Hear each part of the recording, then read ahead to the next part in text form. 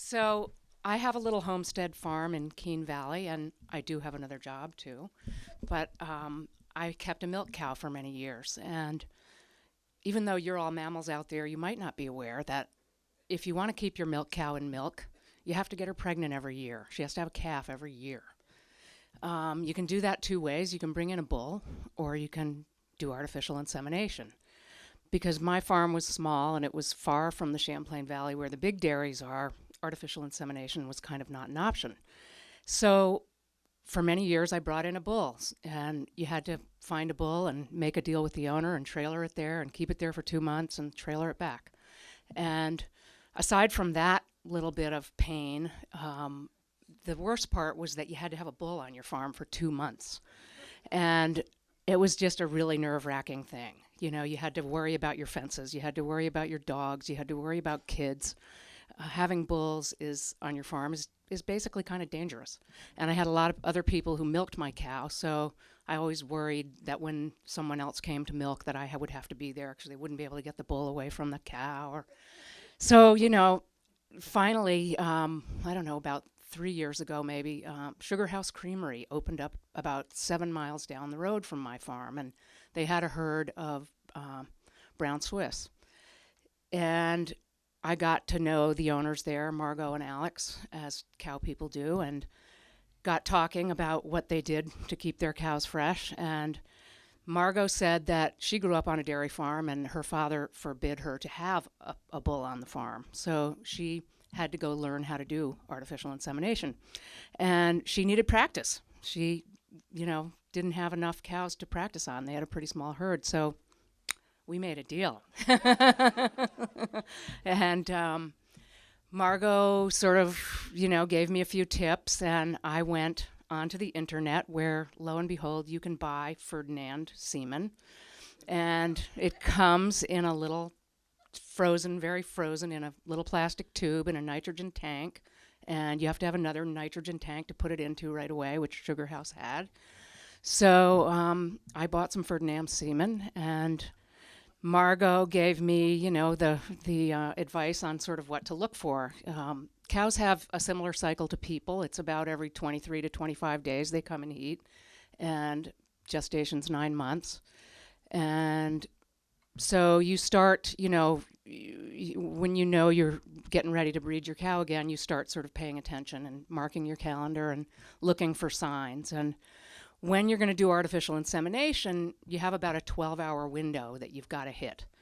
So you start watching pretty carefully and marking your calendar and counting the days. And so, about, I would say, 2 weeks after my Ferdinand semen went in Sugar House's tank, I noticed one of the signs that Margot had told me about, which is that if you have other cows, which I also did, your cows will mount the cow that's in heat.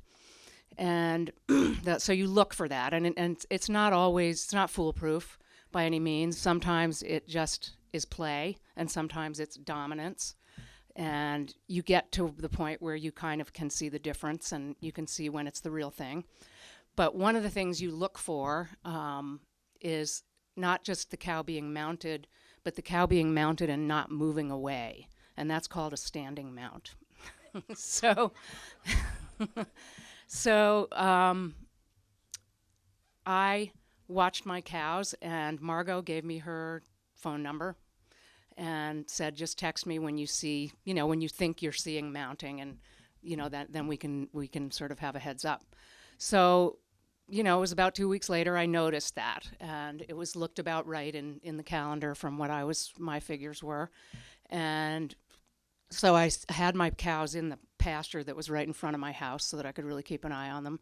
And I was watching them, and I don't know, maybe 2 hours later I saw standing mount. So I had texted Margot and said, before I saw standing mount, I had texted her and said, cows being mounted, just want to give you a heads up. I don't have standing mount yet, but I will get back to you.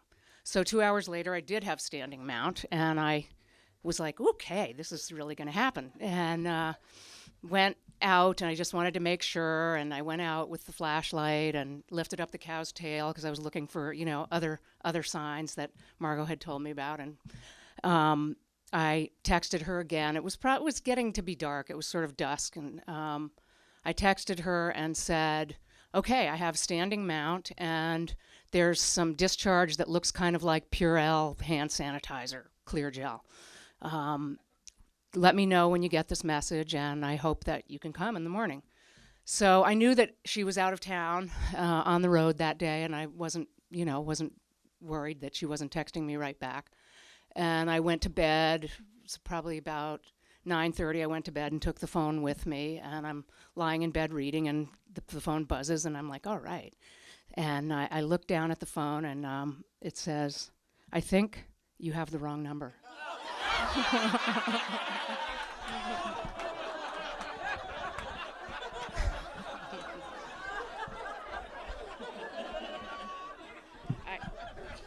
I quickly texted back, I'm sorry.